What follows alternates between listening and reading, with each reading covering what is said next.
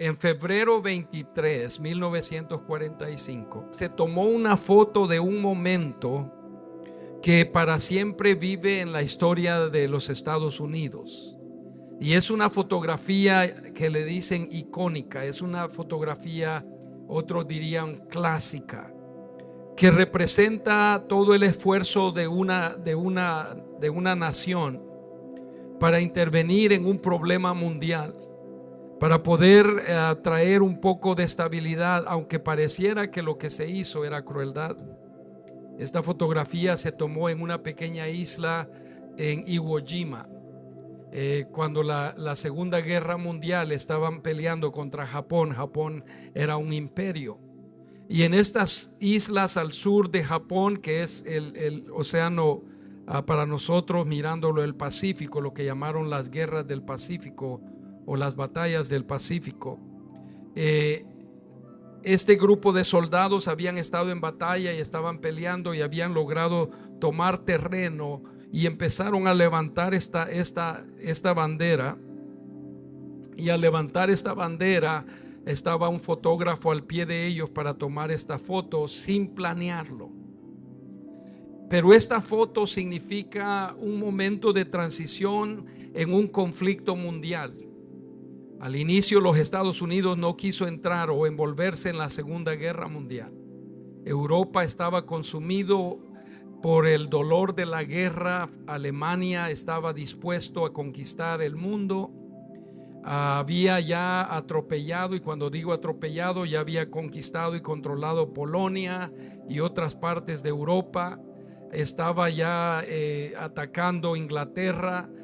Francia iba a sucumbir también a ellos, y los Estados Unidos entra por el ataque que le hicieron a la zona fronteriza del territorio americano, que vino a ser el Pearl Harbor, cuando bombardearon esa base militar, y empieza a ocurrir algo que iba a cambiar el curso de esa Segunda Guerra Mundial. El día de hoy usted y yo hablaríamos alemán y no inglés, porque aunque les estoy predicando en español, yo sé que ustedes hablan inglés. Estamos en un país donde el idioma nacional es el inglés, y aquí el idioma nacional fuera alemán si esto no hubiera ocurrido. El acto y el esfuerzo de una persona y la participación bajo la dirección justa cambia el destino de naciones. Y en esta hora quiero hablar de esas batallas, y vamos a ir al pasaje de 2 de Samuel, capítulo 21, el verso 16. Cuando miramos este pasaje podemos encontrar el verso 16 de 2 de Samuel, capítulo 21. La escritura dice de la siguiente manera: E Isbi-Benob, uno de los descendientes de los gigantes, cuya lanza pesaba 300 siclos de bronce, y quien estaba ceñido con una espada nueva, trató de matar a David. Aquí hay una escena de batalla, hay un momento de guerra, hay un momento de conflicto en el cual vamos a encontrar a los filisteos que están en guerra contra el pueblo de Israel. Y entre los filisteos viene un gigante que era del linaje de Goliat, que ustedes conocen esa historia. Y en este pasaje bíblico, en este contexto que encontramos, nosotros vamos a darnos cuenta que no solamente va a venir este gigante a la batalla junto con el pueblo filisteo, pero va a venir con una intención de destruir. Si ustedes se fijan, el versículo 15, leyendo antes de ese verso 16, dice: volvieron los filisteos a hacer la guerra a Israel, y descendió David y sus siervos con él, y pelearon con los filisteos, y David se cansó. El verso que estoy leyendo, donde quiero que noten, está en ese contexto. E Isbi-Benob, uno de los descendientes de los gigantes, cuya lanza pesaba 300 siclos de bronce, y quien estaba ceñido con una espada nueva, trató de matar a David. Ahora, cuando habla de esa lanza y dice que pesaba 300 ciclos, está hablando de monedas y del tamaño que acumularía. El total de peso son 7 libras. Y uno dice 7 libras no es tan pesado. Eso no era el peso de la lanza, eso era el peso de la cabeza de la lanza. Si ustedes se ponen a imaginar, si ese hombre tiraba esa lanza, venía a ser un proyectil. La descripción de la amenaza que trae este gigante al campo de batalla y al campo de pelea es una amenaza fuerte. No solamente trae una lanza, trae también una espada. Y no es cualquier espada, por alguna razón dice que es una espada nueva. Quiere decir que es una espada que todavía no ha matado a nadie. Es una espada especial, es una arma que ha sido preservada para eliminar a alguien. Y en este caso y en este momento de batalla, el ataque y la intención de este gigante no era simplemente matar al pueblo de Israel o soldados de Israel. La meta era matar a David. Una de las cosas que yo quiero que usted y yo podamos entender, que hay significados en los nombres.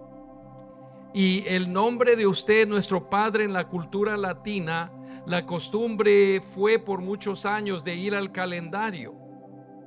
Y si el calendario, el almanaque decíamos, ¿verdad? Y si allí decía que era el día de San Rupertino, le pusieron Rupertino. Si era el día de Filomeno, usted se llama Filomeno. Si era el día de Pancracia, la pobrecita se llama Pancracia. Cualquier nombre que era el nombre que le ponían. Y la otra era si el varón se llamaba Ramón y quería tener un hijo, pero no pudo tener un hijo porque era como el emperador Félix el 14. Entonces dice, pues le voy a poner Ramona porque no tengo niños. Y le puso el nombre del hombre, simplemente le cambiaba. Pero cada nombre tenía un significado. Los padres tienen una intención y te definen y te marcan para bien o para mal. Por eso la palabra cristiano significa un seguidor de Cristo. Cristianos nos da identidad con aquel que nos salvó, con aquel que nos cambió, con aquel que nos ha redimido. Cuando tú dices yo soy cristiano, gloria a Dios. Y como pausa les voy a dar una clave para evangelismo, pastor. Cuando usted está en el trabajo, en la escuela, en el vecindario o aún con la familia, cuando ellos le digan, oh, este es cristiano, usted diga no. Y deje pausa. Y luego dígales, yo soy cristiano pentecostal. Porque la gente que no sabe, todo el mundo piensa que es cristiano y ya despiden ese término. Pero si usted dice soy cristiano pentecostal, ellos quieren saber qué es eso de pentecostal. ¿Cómo se come?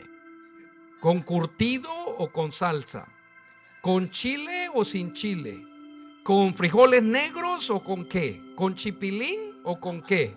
¿Verdad? Entonces empiezan a querer saber. Usted ha abierto una puerta evangelística al decirle soy cristiano pentecostal.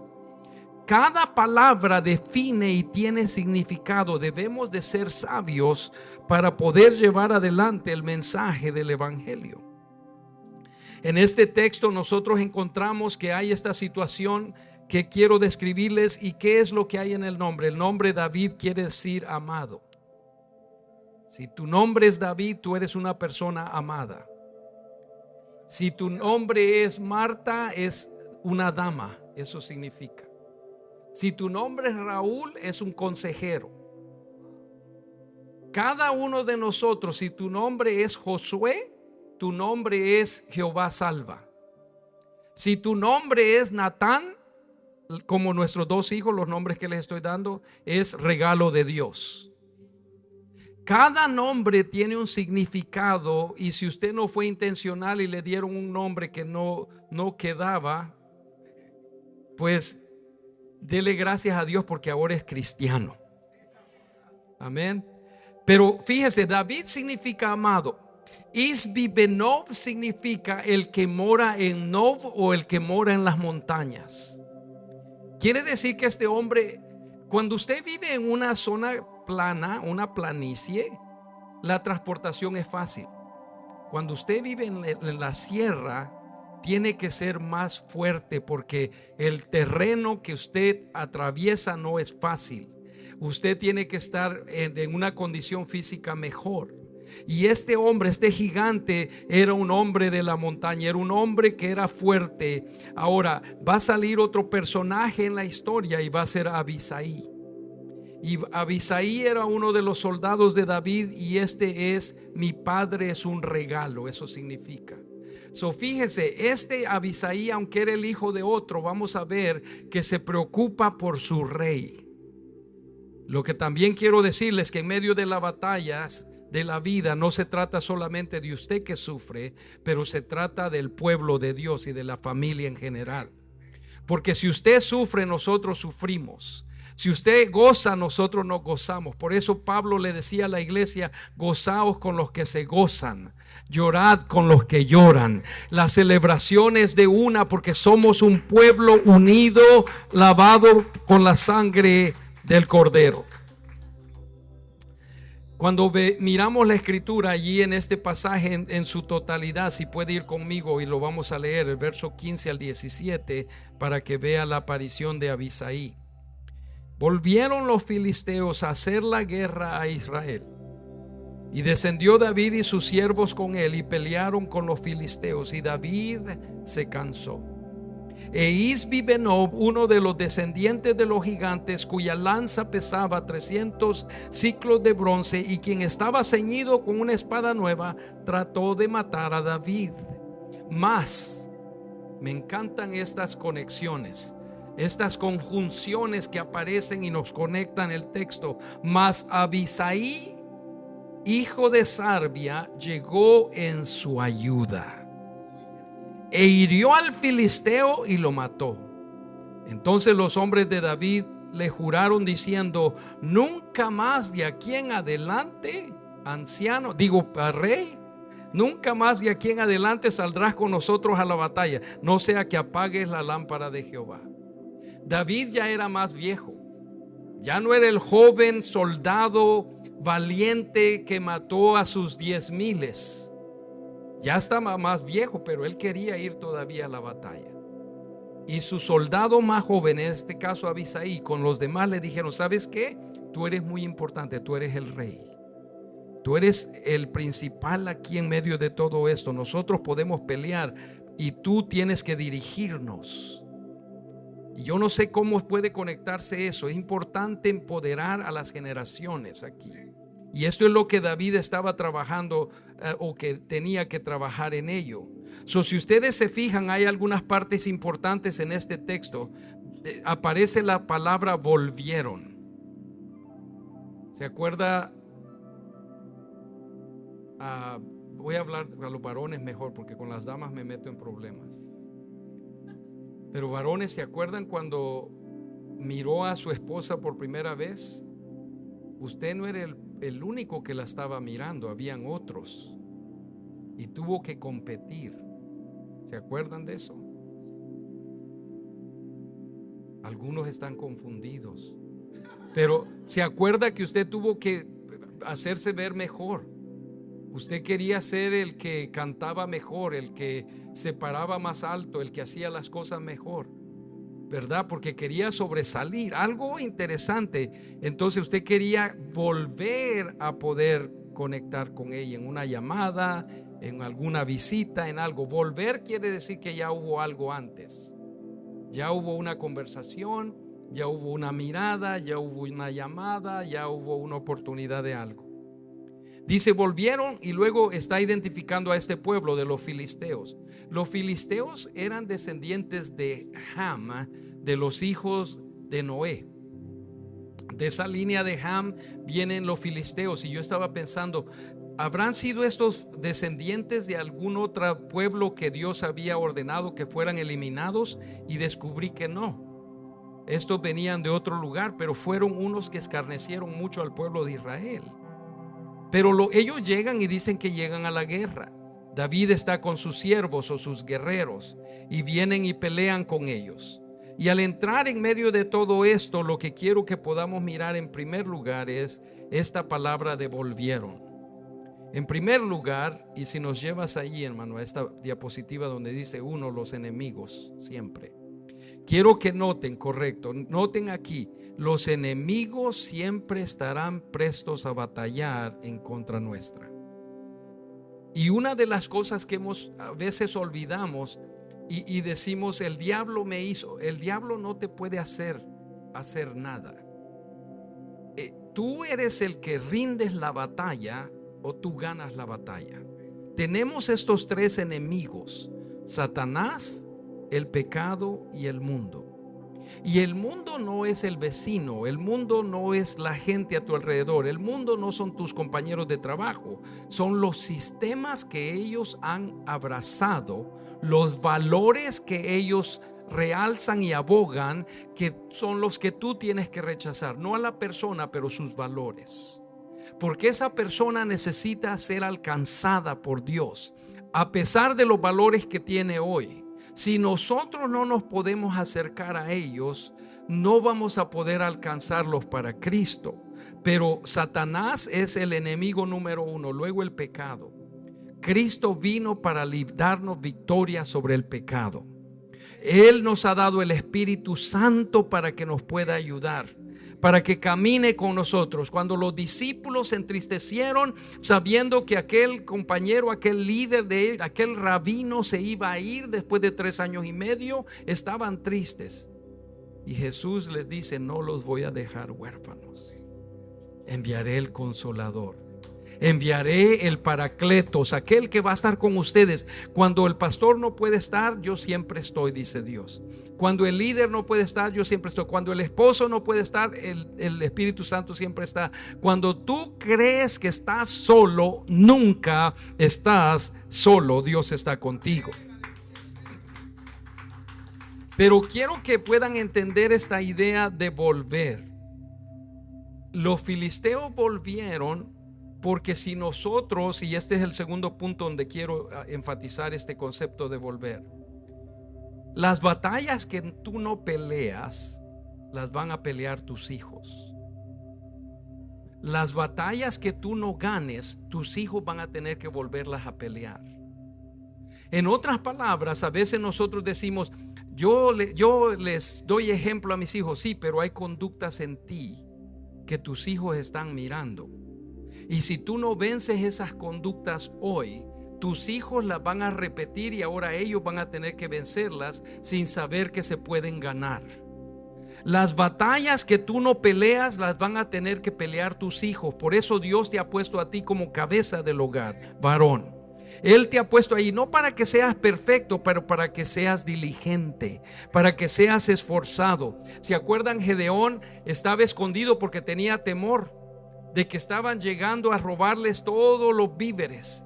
Y él está escondido tratando de agarrar trigo. Está ahí moliendo en las escondidas. Y Dios le dice: varón esforzado y valiente. Un varón esforzado y valiente no se mete a la cueva.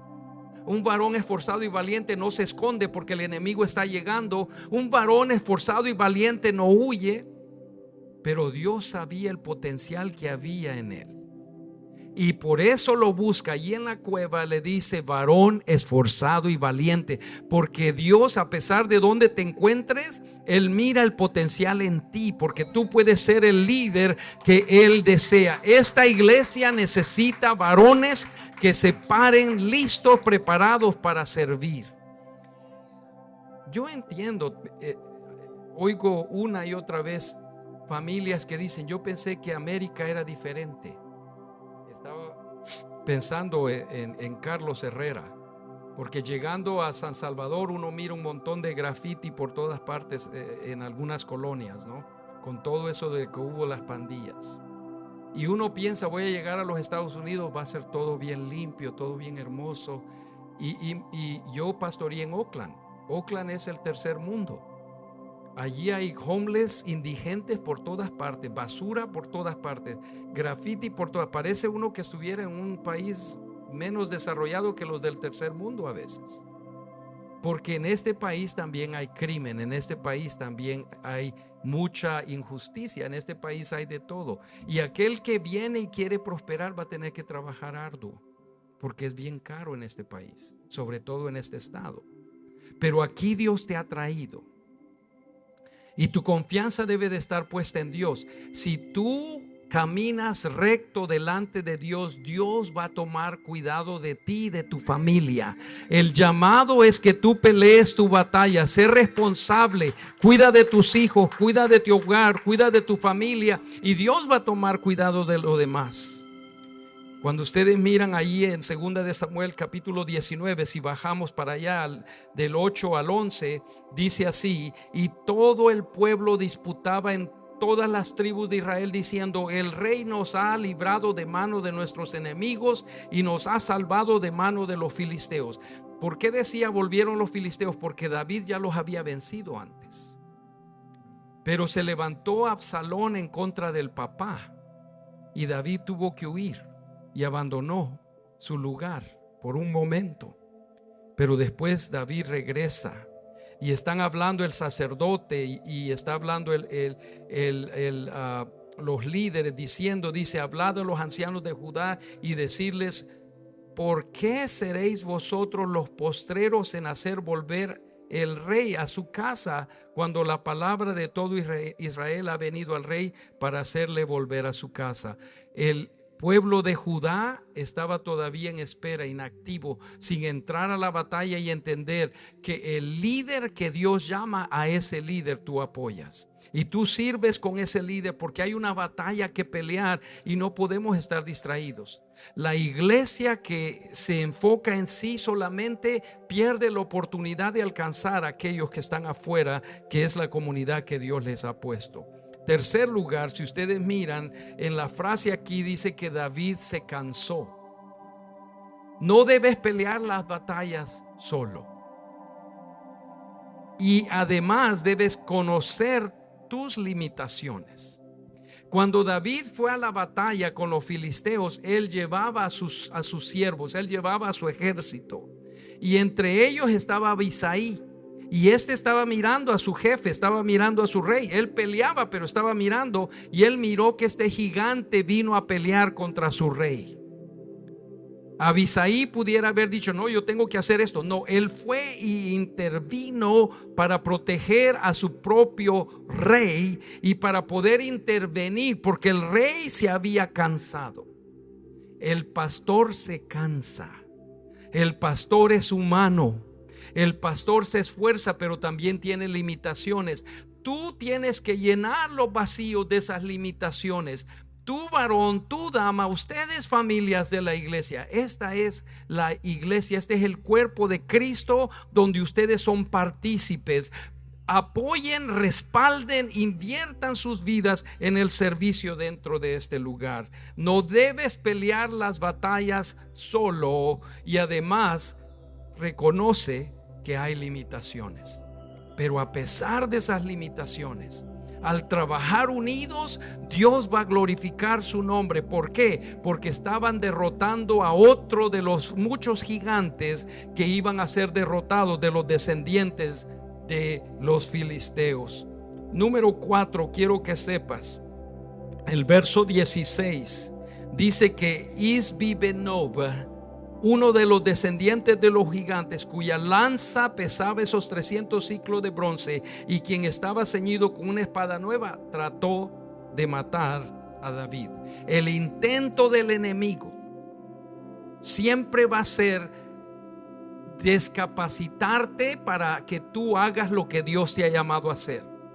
El intento del enemigo siempre va a ser recortar el potencial que Dios te ha dado. Al igual que este gigante buscaba matar a David, Satanás viene en contra de ti. La Biblia dice que viene para hurtar, para matar o destruir. Y yo, aunque la Biblia dice ese orden, yo le pongo el orden: Satanás viene para matarte. Si no te puede matar, si no te puede quitar la vida, si no te puede totalmente parar de vivir, él va a querer destruirte. Y cuando no te puede destruir, él va a querer robarte. Él va a querer atacar a tus hijos. Va a hacer un estrago por allá para que tú te sientas destruido, fracasado y acabado.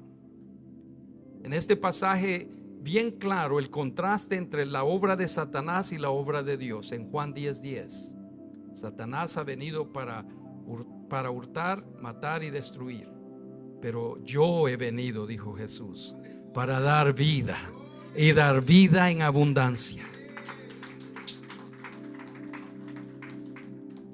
Cuando ustedes escuchan a mi esposa y a mí decir nuestros dos hijos están sirviendo al Señor y están son ministros de Asamblea de Dios con credenciales. Nuestro hijo, el chico, es el más joven de toda nuestra red con ordenación. Él se ordenó a los 23 años. Es la edad límite iniciante que permiten, no pueden hacerlo antes. Él tuvo que esperar un año, ya tenía todas las cualidades para aplicar, pero le dijeron: te tienes que esperar hasta que tiene 23. Pero mi hijo, antes de los 14 años, ya estaba inclinándose hacia ideas y prácticas y cosas que no eran conducidas hacia una buena vida espiritual. Apenas estando hoy con los jóvenes, él es el director de la educación de nuestra red. Él corre el ministerio de la escuela bíblica, programa para los estudiantes que están en las universidades y toman clases intensivas, y también ahora para los chicos que se internan. Pero él dice: yo estaba jugando con Dios y lo llevé a un viaje misionero con el misionero Kenton Moody. Y yo recuerdo mirar a mi hijo estar hablando con niñas de 11 y 10 años y 13 años, porque muchas niñas.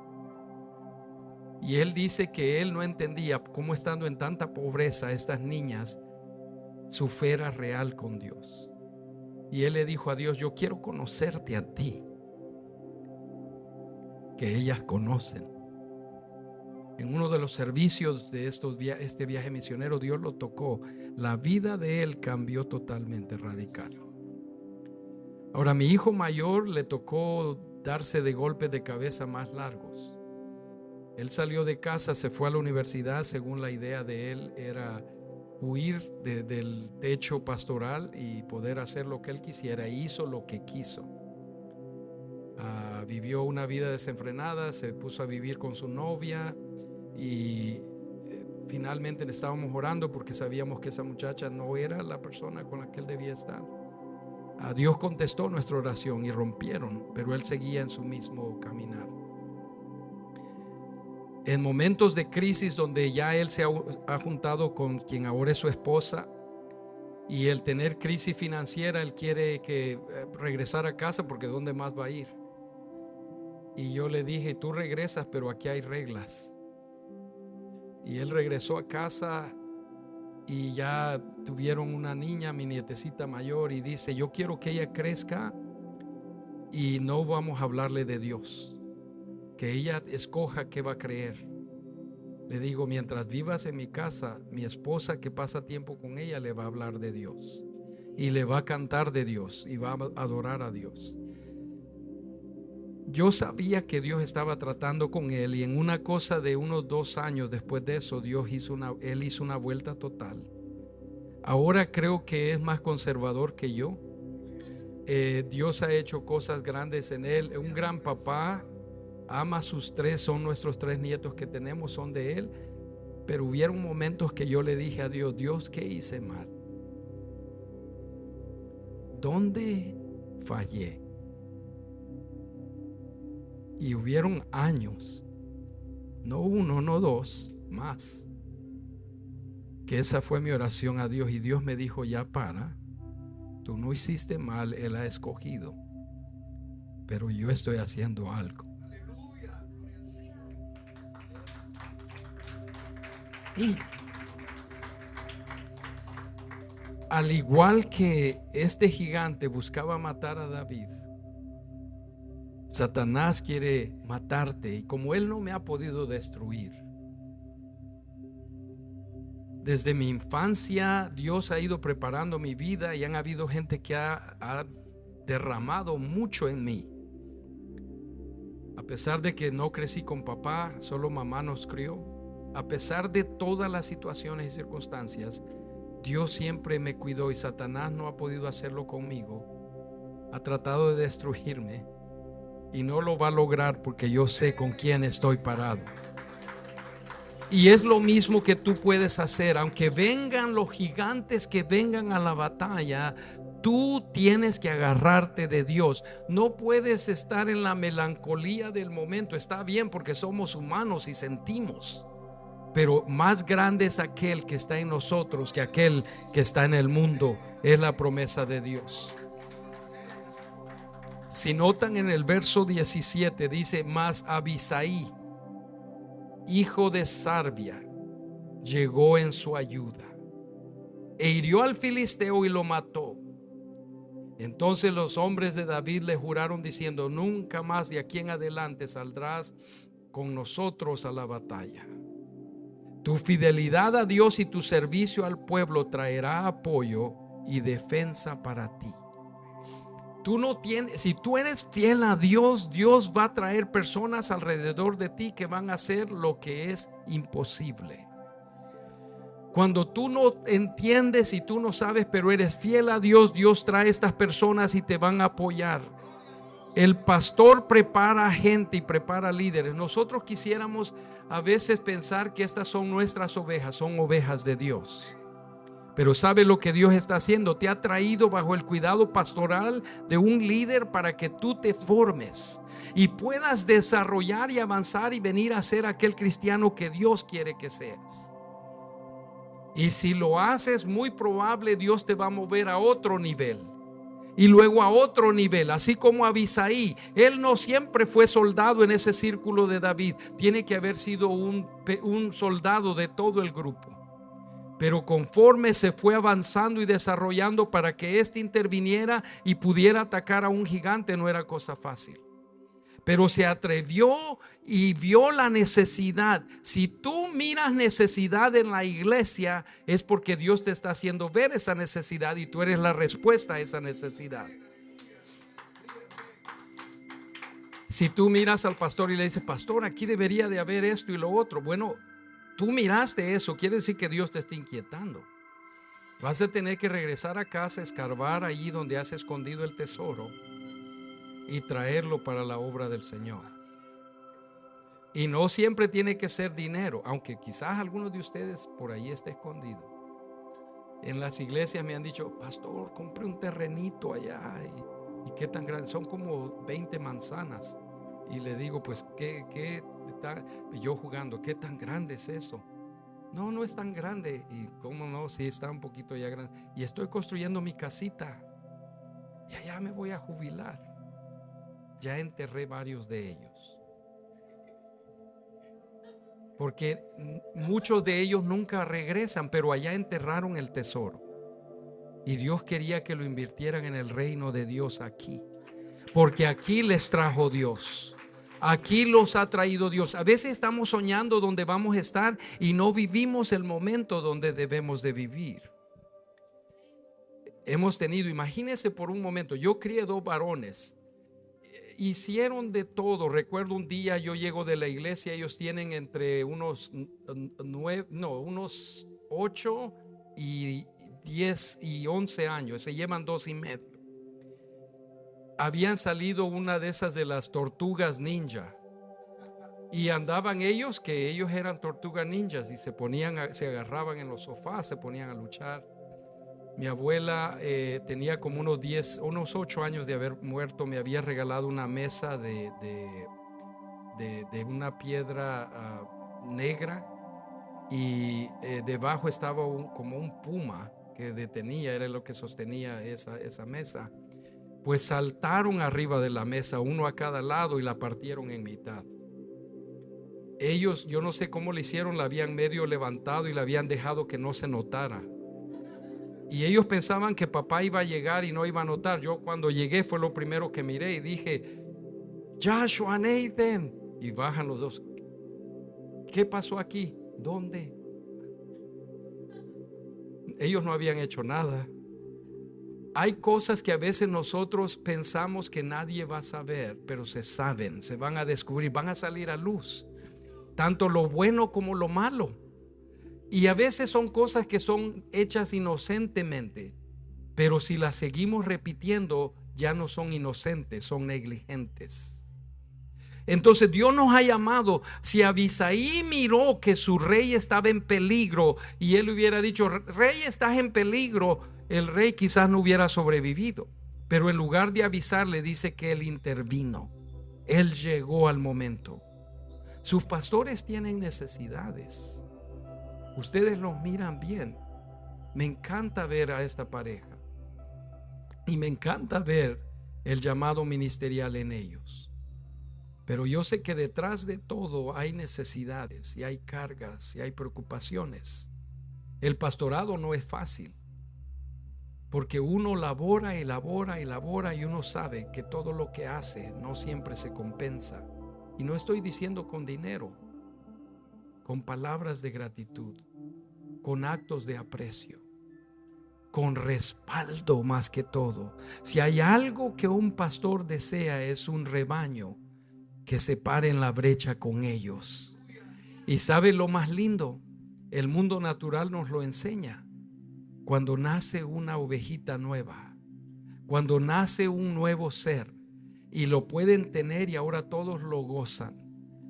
Cada vez que hay un bebé, todo mundo quiere agarrar ese bebé. Algunos le quieren apretar los cachetes, no sé por qué, pero todos quieren agarrar ese bebé. Cuando nace un alma en medio de nosotros, ese es como un nuevo bebé que nosotros tenemos oportunidad de apoyar y de ayudar y de celebrar que una nueva alma ha sido salvada. Las batallas van a ocurrir todos los días, pero tú tienes que pelear tus batallas. Hay personas que dicen: pastor, ore por mí. Yo digo: vamos a estar orando contigo. Noten, no por ti, sino contigo. Yo quiero que tú ores también.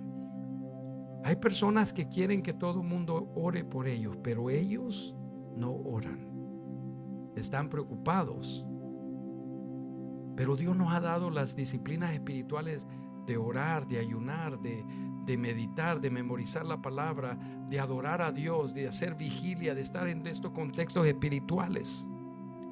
Quiero que vean, y con esto quiero cerrar, en Primera de Pedro, en el capítulo 5, verso 8 al 11, hablándole Pedro, y este fue el Pedro que había negado a Jesús. Este es Pedro que había regresado a la pesca después de que había caminado con Jesús 3 años y medio. ¿Se acuerdan? A la misma ribera de ese mar de Tiberias es donde Jesús lo había llamado. A él, a su hermano, los había llamado a que le siguieran. Y cuando negó a Cristo, se sentía fracasado y había regresado a las riberas de ese mar a pescar con sus amigos otra vez, con los discípulos. Y ese mismo Pedro que Jesús restituyó, ahora le dice a la iglesia: yo entiendo cómo trabaja ese enemigo y las batallas que debemos de tener. Y dice: sed sobrios y velad. No te descuides, no bajes la guardia, mantente vigilante, sed sobrio y velad, porque vuestro adversario el diablo, como león rugiente, anda alrededor buscando a quien devorar. Nota que Satanás no es un león rugiente. Este es una metáfora. Satanás pretende ser un león. El verdadero león es el león de la tribu de Judá. Ese es el verdadero león, Jesucristo, que conquistó todo. Él es el verdadero león. Satanás pretende ser uno y como león rugiente anda alrededor buscando a quien devorar. Si tú estás conectado con Cristo, sirviendo a Cristo, Satanás no quiere negocio contigo. Él anda buscando a aquellos que están jugando. Él se atrapa a aquellos. Los que están perdidos ya los tiene, pero él anda buscando los que están a la periferia de la iglesia, del cuerpo de Cristo, para tratar de atacarlos. No solamente ser sobrios y velar, pero también tenemos que resistir, dice el verso 9. Resistid firmes en la fe, sabiendo que los mismos padecimientos que van cumpliendo en vuestros hermanos en todo el mundo, mas el Dios de toda gracia, que nos llamó a su gloria eterna en Jesucristo, después que hayáis padecido un poco de tiempo.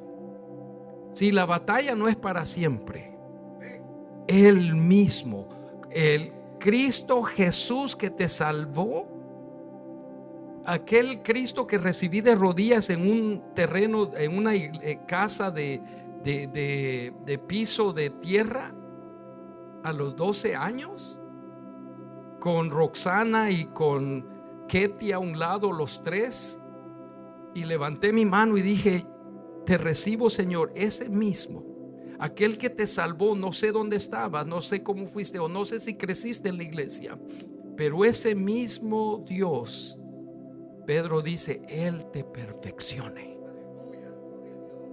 Dios quiere lo mejor de ti. Escucha que no dije quiere lo mejor para ti. Él quiere lo mejor de ti. Él quiere que hagas lo mejor que tú puedes, que te perfeccione, que te afirme. Cuando te sientes que el nervio ciático quiere que te sientes, el nervio ciático espiritual, ¿verdad? Que Dios te afirme, te fortalezca cuando te sientes desanimado y sin fuerzas, que te fortalezca y que te establezca. Y a Él sea toda gloria y el imperio por los siglos de los siglos, dice la palabra. Amén. Recuerda esto. Todos en algún momento quizá le dijimos papá a nuestro padre. En México algunos les dicen pa.